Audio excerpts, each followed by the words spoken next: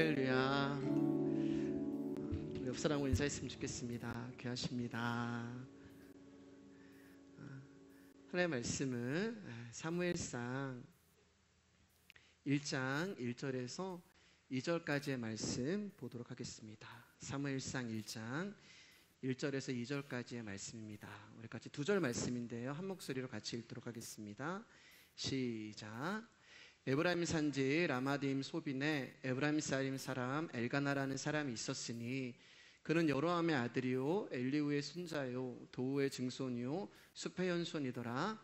그에게 두 아내가 있었으니 한 사람의 이름은 한나요 한 사람의 이름은 분인나라. 분인나에게는 자식이 있고 한나에게는 자식이 없었더라. 아멘. 우리가 그동안 이제 쭉 해오던 히브리서 강해를 8장까지 하고 오늘부터는 이제 사무엘상 강해를 시작하도록 하겠습니다. 할 수만 있다면 이제 진도를 빨리 이제 나가보도록 할게요. 그러나 제 생각에는 이제 좀 오랜 시간이 걸릴 것 같아요. 그렇지만 늘 부탁드리듯이 여러분 말씀을 사모해 주시고 또 기대해 주심으로 이 예배 시간을 여러분들이 그렇게 참석해 주시면 좋겠습니다. 먼저 사무엘서의 출발은 사사시대 배경을 이제 시작으로 출발을 해요. 우리가 룻기에서도 보았듯이 사사시대를 가장 잘 보여주는 대표적인 말이 그때에 이스라엘의 왕이 없으므로 사람이 각기 자기네 소견에 옳은 대로 행하였더라라는 것이었어요. 즉 이스라엘에 왕이 없었기 때문에 사람들이 자기의 마음대로 자기가 하고 싶은 대로 살던 때가 바로 사사시대였던 것입니다.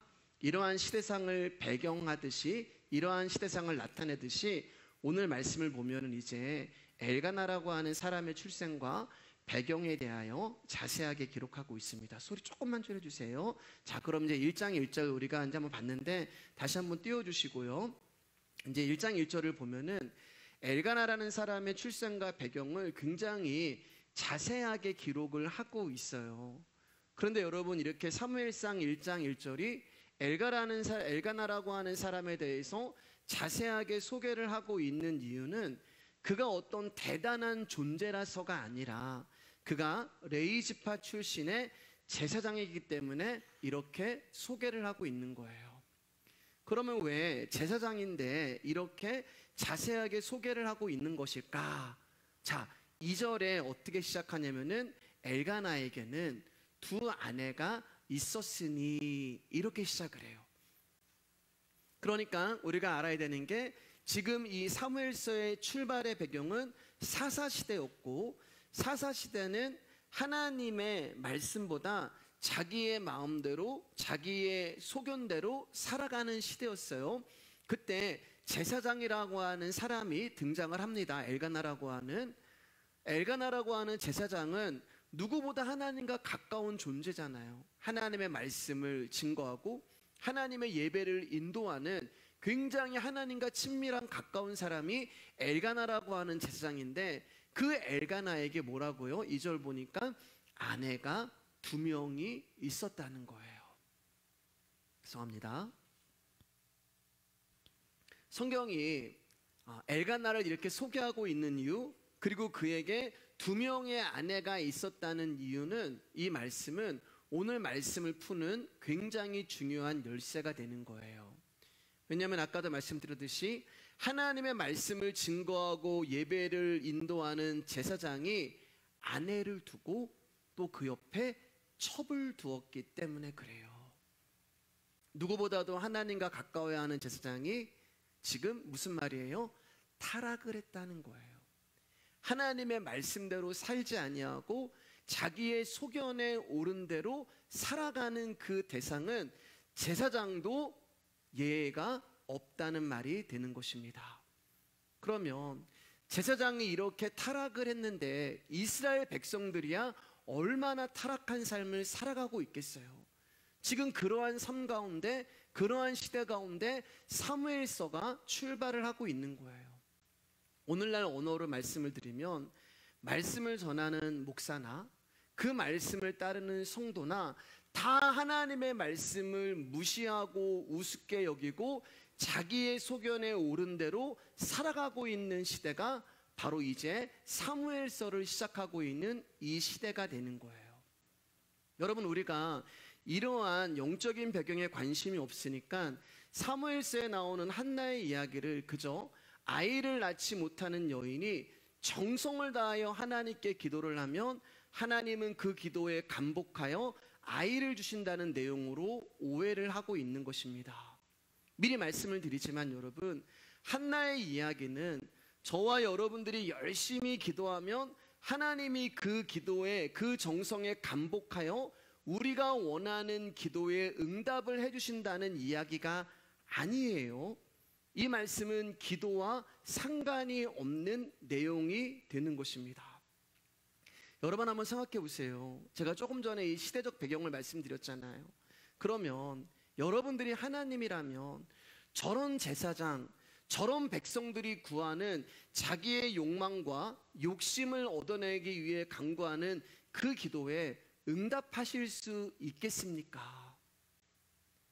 그런데 하나님은 그럼에도 불구하고 당신을 무시하며 자기의 소견에 옳은 대로 행하고 살아가고 있는 타락한 이스라엘 백성들이지만 그 가운데 하나님이 당신의 백성을 택하시고 부르시고 그들 가운데 언약을 주시고 그 언약을 신실하게 이행해 가시는 하나님이 누구이신가를 보여주는 것이 사무엘서가 되는 거예요.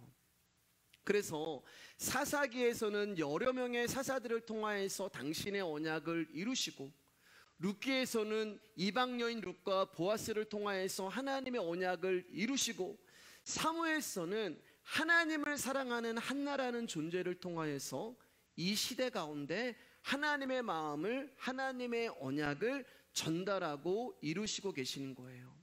그렇기 때문에 사무엘서 역시 다른 성경과 마찬가지로 예수 그리스도의 복음의 이야기고 하나님과 저와 여러분의 이야기가 되는 거예요.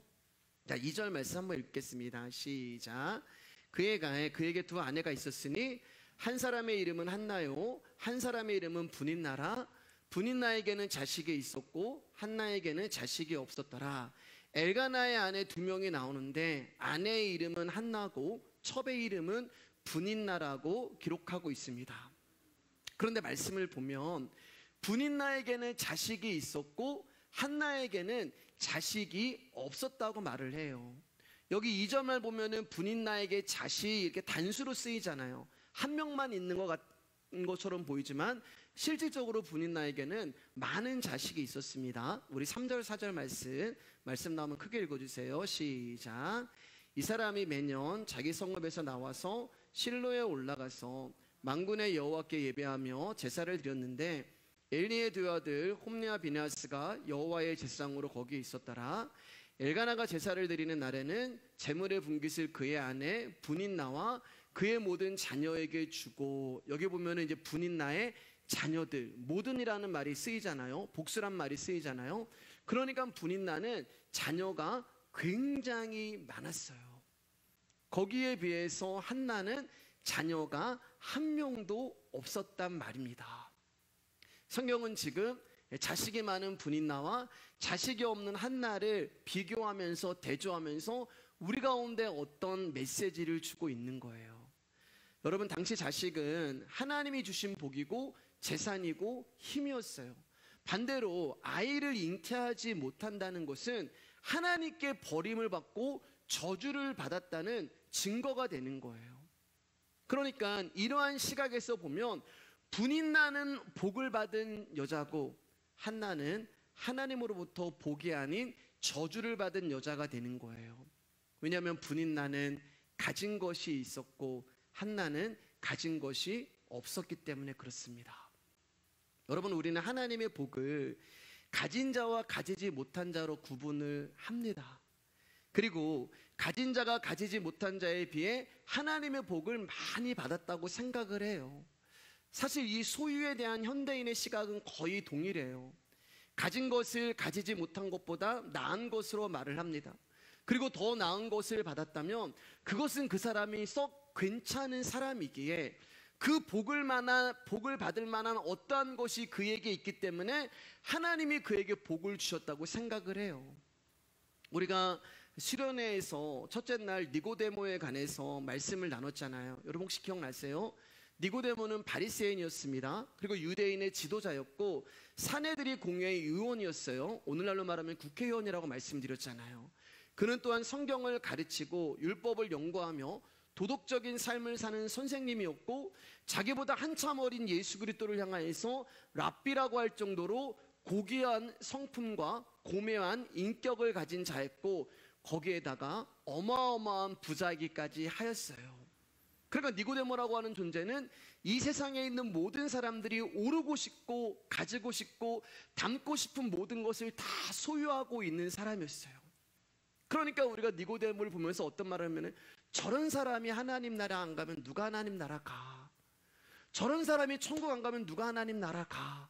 그렇게 니고데모를 향해서 사람들이 평가를 하고 불러줬던 거죠. 그래서 니고데모가 예수 그리스도가 너 거듭났니? 이 말에 대해서 의아하게 생각을 한 거예요. 예수님, 사람들이 저보고 뭐라고 하는지 아세요? 저 같은 사람이 하나님 나라 가지 않으면은 누가 가요? 라고 말을 하고 있단 말입니다. 그러니까 우리는 어떤 생각을 가지고 있냐면 어떤 사람이 하나님의 복을 받고 이 땅에서 많은 소유를 가지고 있는 것을 통하여서 그 사람은 하나님으로부터 니고데모처럼 복을 받을 수 있는 자격과 조건과 그릇이 되기 때문에 하나님이 복을 주신 거야 이렇게 생각을 해요. 그럼 반대로 그렇지 않은 사람은 어떻다는 거예요? 뭔가가 죄가 있겠지, 뭔가가 하나님께 숨기는 게 있겠지, 뭔가가 하나님으로부터 잘못된 게 있겠지. 거기서 잘못되어져서 나오는 것이 달란트 비유잖아요. 하나님이 주신 달란트를 가지고 열심히 충성하고 봉사하고 헌신하면 하나님은 그 모습을 보시고 갑절의 복을 주시고 한 달란트 받은 종은 게을러서 아무것도 하지 않았기 때문에 그 있는 것까지 빼앗기는 저주를 받습니다. 그렇기 때문에 여러분 하나님이 주신 달란트를 가지고 열심히 봉사하고 헌신하고 그렇게 신앙생활하면은 하나님이 여러분의 그 열심과 자격을 보시고 복 내려주실 것입니다라고 사기를 치고 있는 거예요. 자, 여러분이 달란트 비유에 대한 설교는 비유 설교하면서 말씀을 하면 굉장히 자세하게 오랜 시간 드렸던 기억이 있기 때문에 여러분 궁금하신 분들은 유튜브에 가면은 말씀 있으니까 자세하게 들어주시기를 바랍니다. 여러분 하나님은 우리의 어떠함에 따라 우리에게 복을 주시고 우리에게 복을 안 주시는 하나님이 아니에요. 그렇게 되면 하나님은 우리가 가지고 있는 소유와 또 나의 열심과 노력에 따라 우리를 차별하시는 하나님이 되는 거예요. 하나님은 우리를 차별하시나요? 그렇지 않습니다.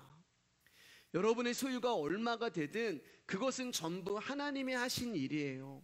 소유가 많은 자도 하나님이 하신 것이고 소유가 적은 자도 하나님이 하신 거예요. 그렇기 때문에 모두가 동일한 존재가 되는 것입니다.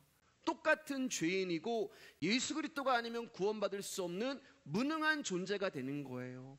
그래서 여러분 교회라고 하는 공동체 안에는 모두가 똑같은 거예요. 모두가 동일한 거예요. 저는 이 자리에서 말씀을 전할 때만 하나님께서 저에게 목사라는 권위를 주셔서, 목사라는 권위가 뭐가 대단하나요 여러분? 말씀 전하라고 주신 거잖아요. 이 자리에 세워준 것뿐이고 여러분 여기서 내려가면 저와 여러분이나 하나님 앞에 다 똑같은 존재예요. 목사, 장로, 권사, 집사라는 직책에 상관이 없고 부자, 가난한 자라는 소유에 상관이 없고 그 사람의 직업에 상관이 없는 동일한 위치로 교회 안에서는 모두가 하나님 앞에 죄인으로 나올 뿐이에요. 그렇기 때문에 교회에서는 절대로 세상의 직업이나 신분, 소유로 인하여서 차별이 보여져서는 안 되는 거예요. 왜냐하면은 저와 여러분들은 하나님의 긍휼이 없으면 살아갈 수 없는 약자이기 때문에 그렇습니다. 세상은 그 사람이 가지고 있는 소유에 의해서 그 사람의 가치가 달라지고 대접받는 것이 다를 수 있겠지만 교회는 여러분 우리의 소유가 우리의 무능함과 유능함을 정하는 것이 아니에요. 하나님의 대접은 그분을 믿는 성도라면 누구에게나 공평한 거예요. 저에게도 예수 그리스도가 없으면 안 되는 존재고 여러분도 예수 그리스도 없으면 안 되는 존재고, 저도 하나님이 당신의 아들을 죽이시면서까지 사랑하셨고, 여러분도 하나님이 당신의 아들을 죽이시면서까지 사랑한 거예요. 누구기 때문에 저 사람을 특별히 사랑해? 그렇지 않아요, 여러분. 저분은 정말 하나님이 특별하게 쓰시는 종이야. 저분은 정말 하나님이 특별하게 사랑하는 존재야. 그렇지 않습니다, 여러분. 저와 여러분들은 전부 다 약자예요, 약자. 약자는 하나님의 긍휼이 필요한 자들이에요. 그래서 우리가 오늘 이 밤에 약자로 주의 사랑과 긍휼이 없으면 살아갈 수 없는 자들로 이 자리에 나온 것입니다. 자, 5절 6절 읽겠습니다. 시작. 한나에게는 갑절을 주니 이는 그를 사랑함이라. 그러나 여호와께서 그에게 임신하지 못하게 하시니 여호와께서 그에게 임신하지 못하게 하심으로 그의 적수인 분인나가 그를 심히 격분하게 하여 괴롭게 하더라. 여러분 6절을 보시면 한나가 자식이 없었던 것은 한나 때문이 아니란 말이에요. 분명히 뭐라고 말씀하세요? 하나님이 그에게 임신하지 못하게 하셨다라고 말씀하고 있어요. 그러니까 한나에게 자식이 없는 것은 하나님의 섭리가 된단 말입니다. 임신이라는 말은 히브리어로 레엠이라는 말인데 자궁이라는 뜻을 가지고 있어요. 그러나 더 깊은 의미가 있는데 사랑하다, 긍휼히 여기다, 자비를 베풀다라고 하는 의미를 가지고 있어요. 자, 그러면 분인나 입장에서는 자식이 많았잖아요. 그러면은 엘가나인 남편이 자기를 사랑해 줘야 되고, 자기에게 긍휼을 베풀어 줘야 되고, 자기에게 자비를 베풀어 줘야 돼요. 왜냐하면은 분인나는 계속 임신을 하고 있었거든요. 이게 임신이 그런 뜻이란 말이에요. 그런데 남편인 엘가나가 자신을 사랑해 주는 것이 아니라 임신도 하지 못하고 잉태하지도 못해서 하나님으로부터 버림을 받고 수치스러운 한나를 더 사랑해 주는 거예요. 그러니까 무슨 일이 일어나요? 분인나가 한나를 향하여서 질투가 일어나기 시작합니다. 복수심이 일어나요. 그래서 오늘 말씀을 보면은 심히 격분하여 한나를 괴롭히고 한나를 핍박하고 한나의 마음을 상하게 하고 있는 거예요. 그런데 여기 보면은 밑줄을 쳐놨잖아요. 분인나를 향하여서 성경이 뭐라고 말씀하시냐면은 적수라고 이야기를 해요. 적수. 근데 여러분, 이 적수라고 하는 단어는 사람을 향해서 쓰는 말이 아니에요. 여기서 말하는 적수는 하나님의 원수라는 말이 되는 거예요. 그럼 하나님의 원수가 뭐가 되는 거예요? 사탄이 되는 거예요. 자, 그러면 왜 성경이 분인나를 향하여서 하나님의 원수라고 하는 적수인 이 단어로 묘사를 하고 있는 것일까? 그것은 분인나의 행동을 보면 알 수 있습니다. 여러분, 분인나는 자식이 있음으로 인하여서, 자신에게 있는 자식이 있음으로 인하여서 자식이 없는 한나를 심히 괴롭히고 핍박하고 고통과 상처를 주고 있는 거예요. 사실 여러분, 분인나는 자식이 있잖아요. 그러면 자식이 없는 한나가 남편의 사랑을 받는 것 좀 너그럽게 봐줄 수 있잖아요. 자식이 없으니까 그래, 남편의 사랑이라도 받아야지, 그런 긍휼한 마음이 있어야 하잖아요. 즉, 그런데 분인나는 그렇게 하지 않아요. 즉, 있음이 없음을 핍박하고, 있음이 없음을 무시하고, 있음이 없음을 아프게 하고 고통을 주는 거예요. 우리가 잘 아는 말 중에 있는 놈이 더하다, 가진 자가 더하다라는 말이 있잖아요. 그런 것처럼 있음이 없음을 공격하고 있고, 가진 자가 없는 자를 지금 공격하고 있는 거예요. 자, 그런데 여러분 잘 들어보세요. 여기서 우리가 한 가지 잊어버리면 안 되는 중요한 진리가 있는데, 여러분, 그것은 한나가 자식이 없는 것은 한나가 죄를 지어서 자식이 없는 것이 아니라 하나님이 그에게 임신하지 못하게 하셨기 때문에 한나가 임신하지 못한 거예요. 그렇죠? 자, 그러면 여러분 질문해 볼게요. 한번 여러분 대답해 보세요. 그러면 지금 분인나가 핍박을 하고 무시를 하고 상처를 주고 있는 대상이 한나예요? 하나님이에요? 예, 그게요. 누구예요? 하나님이잖아요. 한나가 임신하지 않은 게 아니고 하나님이 한나를 임신하지 못하게 한 거잖아요. 그러니까 지금 분인나는 한나를 핍박하고 한나를 무시하고 한나에게 고통을 주고 있지만 그 핍박과 무시와 그 고통은 하나님을 향해서 가고 있는 거예요. 즉 지금 한나가 당하고 있는 일은 한나의 일이 아니라 하나님이 당하시는 일이란 말이에요. 그래서 분인나를 향해서 뭐라고요? 적수, 하나님의 원수, 사단이라고 이야기를 하고 있는 것입니다. 그러면 여러분, 우리가 누군가를 무시하고 핍박하는 순간에 저와 여러분들은 얼마든지 분인나의 자리에 앉을 수 있는 거예요. 그래서 말씀은 우리를 향하여서 누구를 핍박하고 누구를 판단하고 누구를 무시하지 말라고 말씀하는 것입니다. 여러분, 다른 사람을 무시하면 안 돼요. 특히 여러분의 남편을 무시하지 마시고 여러분의 아내를 무시하지 마시기를 바랍니다. 제가 듣고 싶어서 듣는 말이 아니라 요즘 이렇게 우리가 이제 식사를 하면 가끔 제게 이렇게 들려오는 소리들이 있거든요. 저쪽에서. 마음이 좀 어려워요, 여러분. 제가요. 남편을 무시하지 마시고 아내를 무시하지 마시기를 주님의 이름으로 축복합니다.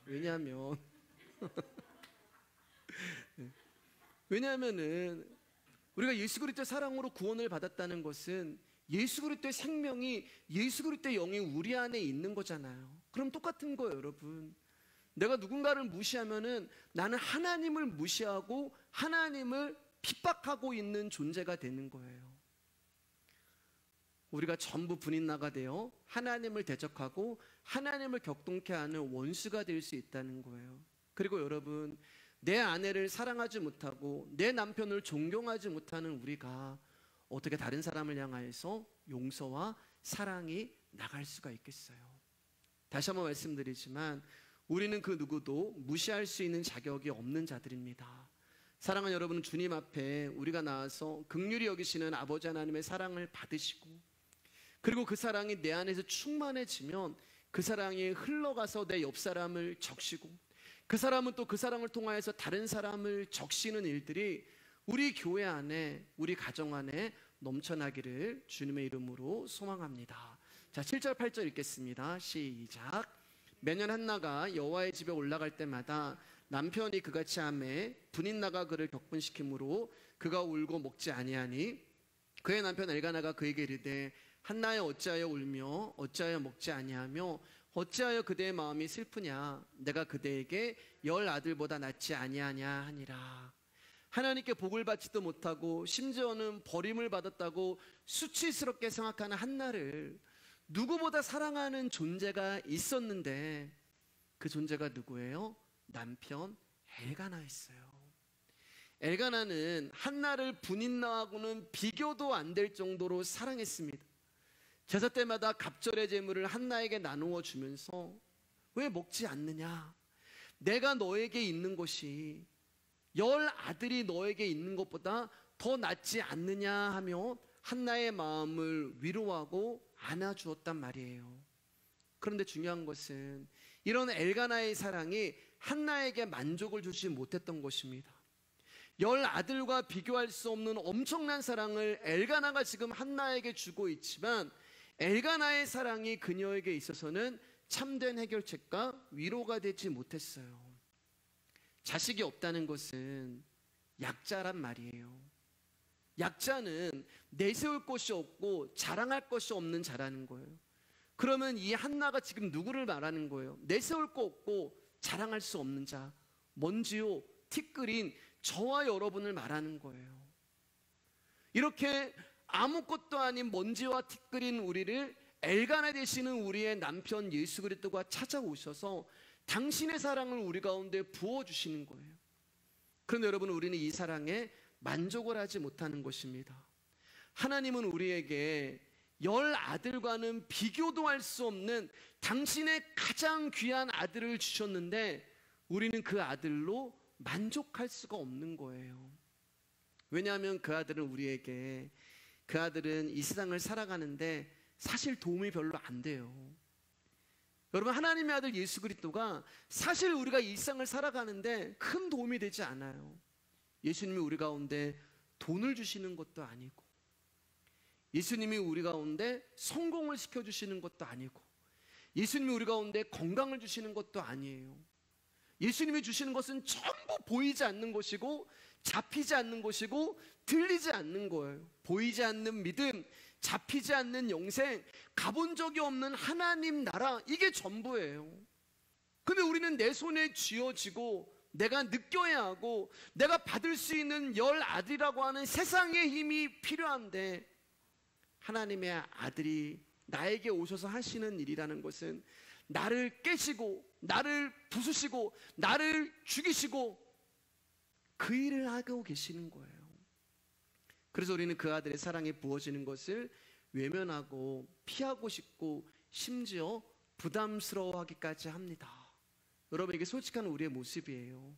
그런데 하나님은 이러한 우리를 선택하셨고 부르셨고 당신의 아들만 사랑하는 자로 만들어 가시는 것이 하나님이 우리 가운데 하시는 언약이요 약속이요 일이란 말입니다.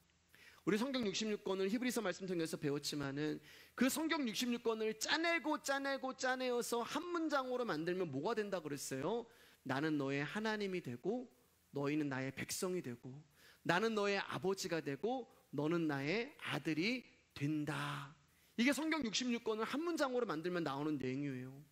그래서 하나님이 부인나에게는 자식을 주셨지만 한나에게는 자식을 주시지 않은 거예요. 왜냐하면 열 아들로 만족하며 살아가는 자가 아닌 오직 하나님의 아들 예수 그리스도로만 만족하며 살아가는 자로 만들어 버리시기 위하여서 하나님이 한나에게는 자식을 주시지 않은 거예요.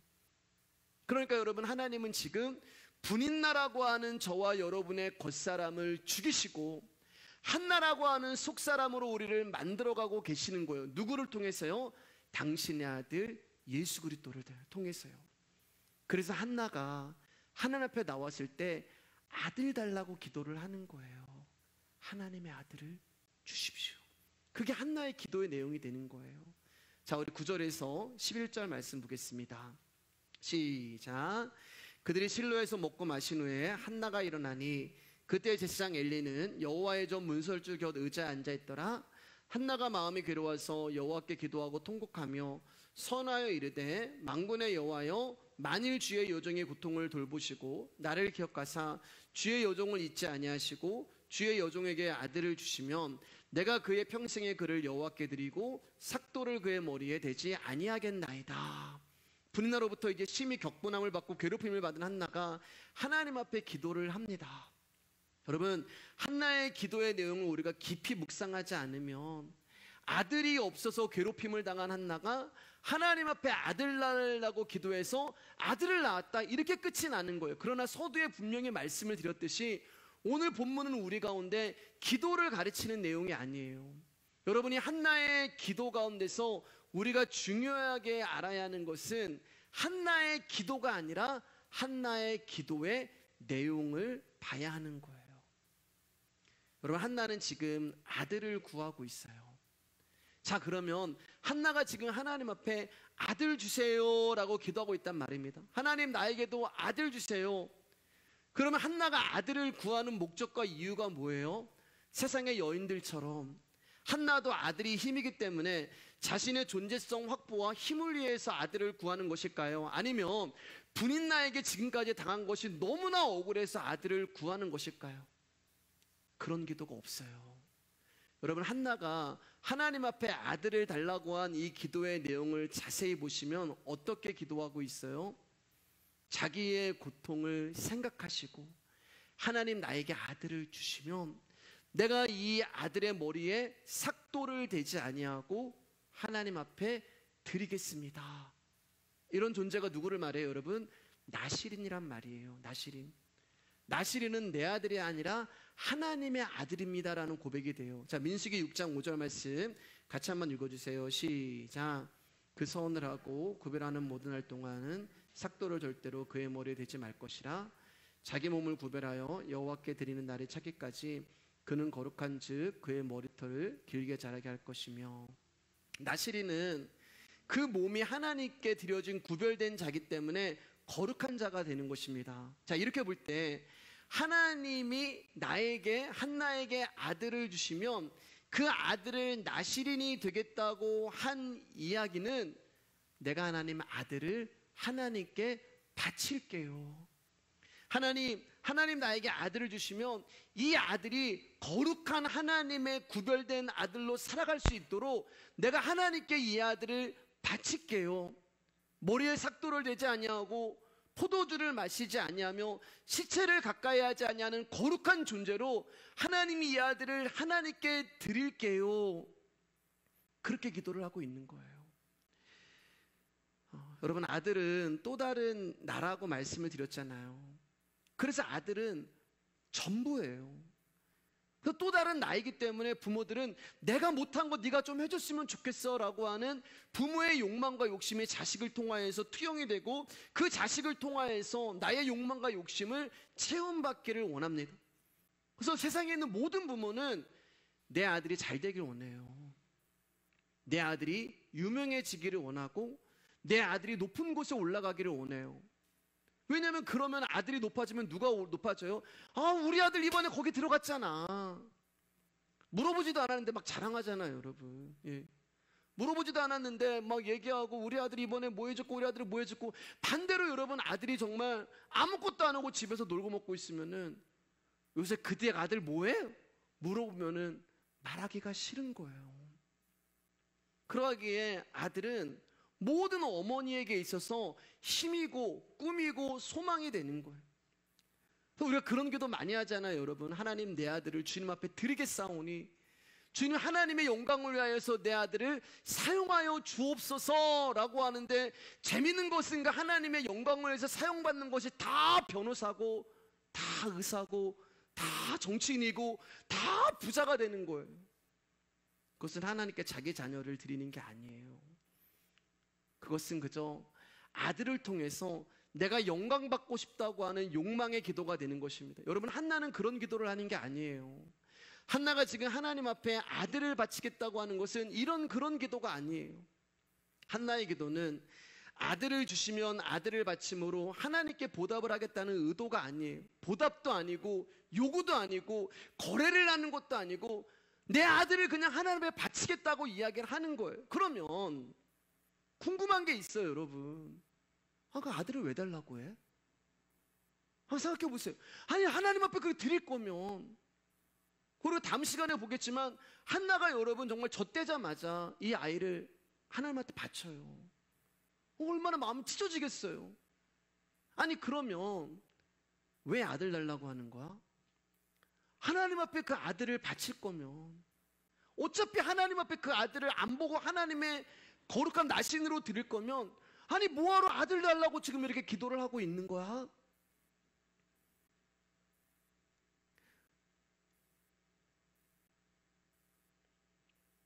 자, 우리 1장 12절 14절 말씀 한번 보겠습니다. 그 답을 이제 말씀을 통해서 한번 들어볼게요. 왜 하나님이 아들을 달라고 기도했을까? 자, 같이 읽겠습니다. 시작. 그가 여호와 앞에 오래 기도하는 동안에 엘리가 그의 입을 주목한즉 한나가 속으로 말하매 입술만 움직이고 음성은 들리지 아니하므로 엘리는 그가 취한 줄로 생각한지라. 엘리가 그에게 이르되 내가 언제까지 취하여 있겠느냐? 포도주를 끊으라 하니. 한나가 이제 하나님 앞에 나와서 기도를 하는데 그때 문설주 곁에 앉아있던 엘리가 등장을 해요. 왕이 없는 당시 상황에 제사장은 이스라엘을 대표하는 그 위치에 있었어요. 다시 말하면은 왕 같은 존재였어요. 최고의 지도자가 제사장이었어요. 그 말은 제사장이 잘못되어 있다면 이스라엘 전체의 신앙이 잘못되어 있는 거예요. 자, 그러면 엘리라고 하는 이 이스라엘의 대표, 가장 영적인 이 사람이 한나를 보면서 뭐라고 이야기해요? 그 여인을 향하여서 너 왜 술 마시고 기도하니? 이게 엘리의 영성인 거예요. 지금 한나가 뭐 때문에 기도하는 것인지 그 속 깊은 곳을 보지 못하고 그저 그의 겉모습만을 보고 너 왜 술 취해서 기도하니? 어떻게 술 취해 성전에 와서 기도를 하니? 당장 술을 끊어! 그렇게 얘기하는 거예요.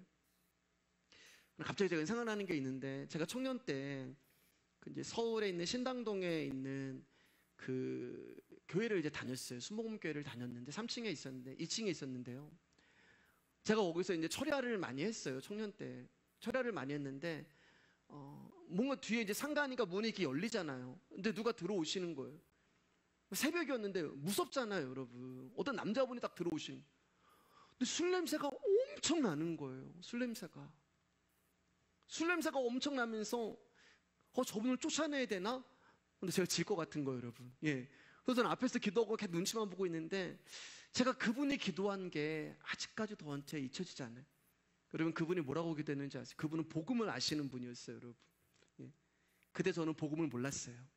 근데 그분은 아셨어요. 왠지 아세요, 여러분? 그분이 술이 잔뜩 취해서 술 냄새를 펄펄 풍기면서 기도한 게 뭐였냐면은, 계속 반복해서 기도하는 게 뭐냐면, 주님, 제가 죄인입니다.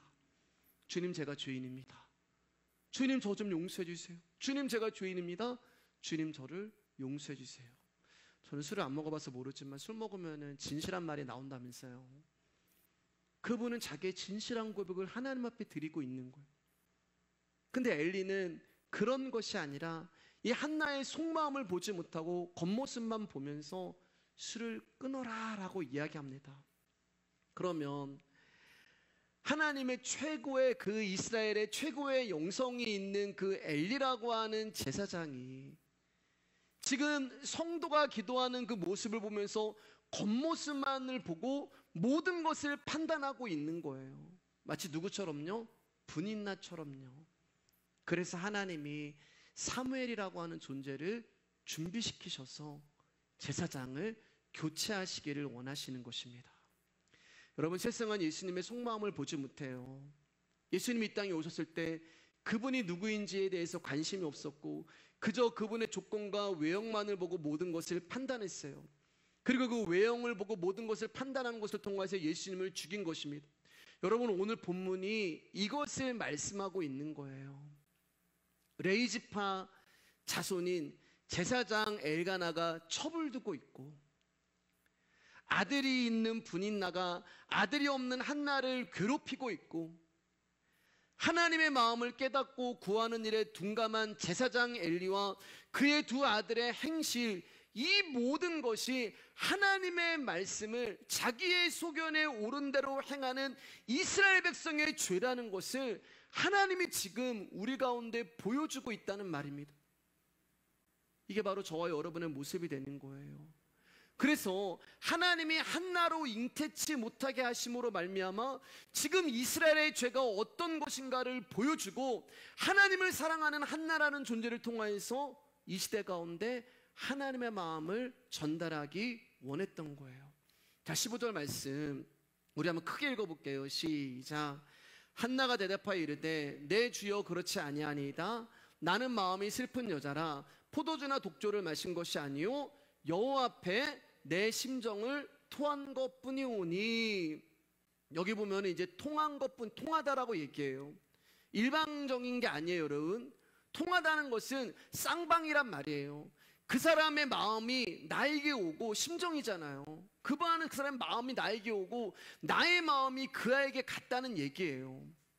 여기 이제 통하다라고 하는 단어는 쏟아내다, 엎지르다는 말이 되는 거예요. 그러니까 여러분, 한나가 하나님 앞에 나와서 도대체 아들을 바치겠다고 하는 그 기도를 들으면서 왜 그렇게 슬퍼하고 왜 그렇게 괴로워하며 지금 자기의 마음을 밑바닥에 있는 모든 것들을 다 쏟아내는 기도를 드리고 있을까? 아니, 오죽했으면 제사장이 술 취한 것처럼 기도하는 그 모습을 오해하도록 왜 한나는 그렇게 기도하고 있었을까? 여러분, 한나가 처음에 주님 앞에 나와서 기도를 합니다. 하나님, 임신하지 못하는 자신의 모습을 보며 자식이 없는 자신의 모습을 보며 내가 정말 하나님으로부터 버림을 받았나? 정말 내가 하나님으로부터 저주를 받은 건가? 그 복잡한 마음을 가지고 하나님 앞에 나와서 기도를 했을 거예요. 하나님, 왜 저에게는 아들이 없나요?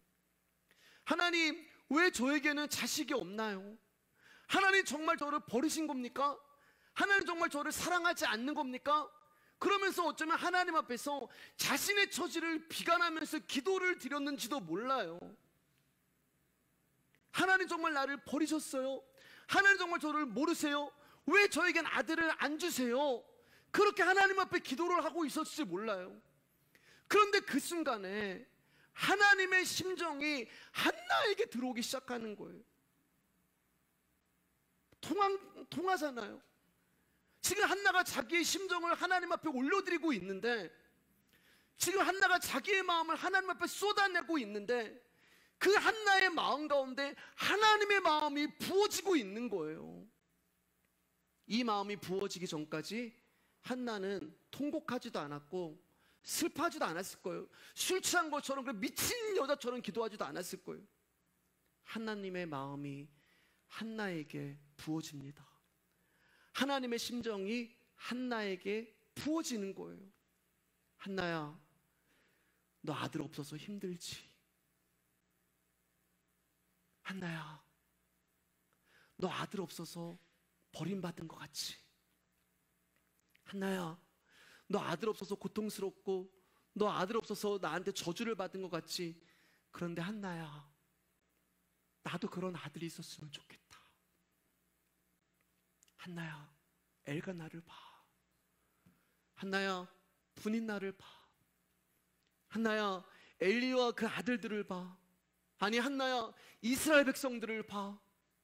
이 이스라엘 땅 가운데, 이 이스라엘 백성들 가운데 나를 경외하고 나를 사랑하고 나를 믿고 나를 따르고 나를 신뢰하고 나를 의지하는 자가 한 명도 없구나.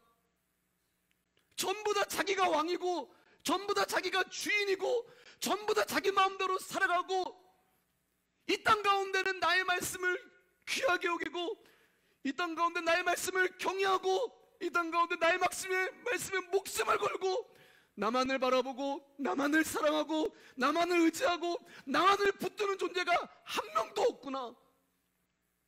나도 그런 사람이 있으면 좋겠다. 네가 지금 내 앞에서 아들 구하는 것처럼 나도 그런 사람이 있었으면 좋겠다. 그 하나님의 심정이 한나에게 부어지는 거예요. 하나님의 이 마음이 한나에게 부어지자 무슨 일이 일어나요? 통곡이 나오는 거예요. 하나님의 이 마음이 한나에게 부어지자 무슨 일이 일어나요? 눈물이 나오는 거예요.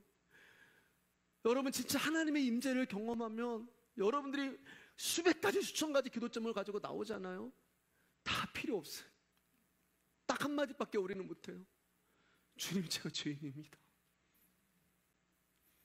베드로가 자기 앞에 막 물고기가 쌓입니다. 막 엄청나게 물고기가 쌓여요. 그러니까 그 축복을 받았잖아요. 그 축복을 막 쌓고 있는 거예요.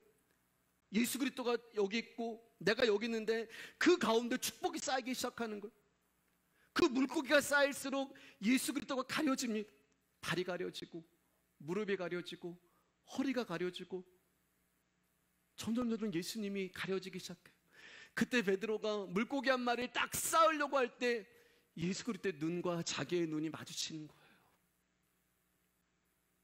예수 그리스도가 자기를 바라보는 눈을 발견한 거예요. 자기를 쳐다보는 그 눈을 본 순간 베드로가 거기에 엎드려집니다. 주님, 제가 죄인입니다. 여러분, 하나님의 임재가 우리 가운데 찾아오면 저와 여러분들이 기도할 수 있는 것은 저를 용서해 주세요라는 기도 말고는 다른 기도를 할 수가 없어요. 자, 하나님의 심정이 한나에게 부어지니까 한나의 기도가 바뀌기 시작해요. 하나님의 마음을 알게 되었을 때 한나의 마음이 찢어졌을 거예요. 아, 하나님 마음이 이러셨구나. 하나님이 이 땅을 바라보면서, 하나님이 이 시대를 바라보면서 하나님이 고통스러우셨겠구나. 그러니까 그 하나님의 마음을 알게 된 한나가 기도가 바뀌어서 어떤 기도를 하는 거예요? 하나님, 그러면 그 아들 나에게 주시면 제가 이 아들 하나님 앞에 드릴게요. 하나님, 그 아들을 나에게 주시면 하나님, 내가 이 아들을 하나님만을 사랑하고 하나님만을 경외하고 하나님만을 의지하고 하나님만을 신뢰하는 그 아들로 드릴게요. 그래서 나실인의 기도가 여기서 나오는 거예요. 아버지 하나님의 마음을 아니까 그 마음에 맞는 기도를 드리고 있는 것입니다. 한나는 사무엘을 낳음으로써 하나님을 알게 되는 거예요. 사무엘을 잉태함으로 하나님의 마음과 하나님의 은혜를 알게 되는 거예요. 그래서 마리아 가운데 말씀드렸잖아요. 은혜를 받은 자야. 아니, 처녀가 임신하는 게 어떻게 은혜를 받은 거예요? 지금 결혼도 하지 아니하는 처녀가 임신했다면 나가자마자 돌에 맞아 죽어야 되는데 그 저주를 받은 거죠. 어떻게 은혜를 받은 거예요? 근데 은혜가 뭐예요? 그 아들이 내 안에 잉태한 게 은혜란 말이에요. 사무엘이 내 안에 잉태가 되니까 하나님을 알게 되는 거예요. 하나님이 어떤 분이시고 어떻게 일하시고 하나님이 우리를 어떻게 사랑하시는지를 그 아들 예수 그리스도를 통하여서, 그 아들 사무엘을 통하여서 배우게 되는 것입니다. 그래서 아들 달라고 기도하는 거예요. 여러분, 예수 그리스도가 우리 안에 없으면 우리는 하나님을 알 수가 없어요. 그 아들의 영이 우리 안에 있지 않으면 우리는 하나님 나라의 비밀을 알 수가 없어요. 하나님이 우리 가운데 약속하신 것은 이 땅의 것이 아닙니다. 여러분, 하나님이 우리 가운데 주시는 것은 땅의 것이 아닌데 우리는 자꾸만 하나님의 이름을 부르면서 땅의 것을 구해요. 그러니 그 기도가 안 들어지는 거예요. 하나님은 오직 당신의 아들 예수 그리스도만 우리 가운데 주신 것입니다. 영원하신 예수 그리스도만 우리 가운데 주시는 거예요. 근데 그분이 보이지 않는다는 이유로 천대를 받으시고 계시는 것입니다. 이제 말씀 마칠게요. 제가 이제 수요일 조금 이제 말씀 짧게 하고 이제 기도를 좀 많이 하고 싶어서 이제 선물성 진행한다고 말씀드렸잖아요. 여러분의 기도는 한나의 마음과 비교할 때 어떠세요? 아들을 주시면 나실인 되게 하겠다고 기도하는 한나의 마음은 보이는 것을 생명으로 여기고 살아가는 세상에 생명이 무엇인가를 보여주겠다고 하는 기도가 되는 것입니다. 그래서 아들 없는 자에게 참으로 귀할 수밖에 없는 아들을 다시 하나님께 바치겠다고 고백하고 있는 거예요. 사랑하는 여러분, 소유와 상관없이 나의 것을 의지하지 않고 힘으로 삼지 아니하는 약자가 되시기를 주님의 이름으로 축복합니다. 하나님의 긍휼을 받으시고 하나님의 은혜를 받으시고, 그래서 그 아들이 없으면 살아갈 수 없는 한나로 주님 앞에 나와서 하나님, 저에게도 그 아들 주세요. 하나님, 저에게도 그 아들 예수 그리스도를 주세요. 이 기도가 우리의 애통이 되고 통곡이 되기를 주님의 이름으로 축복합니다.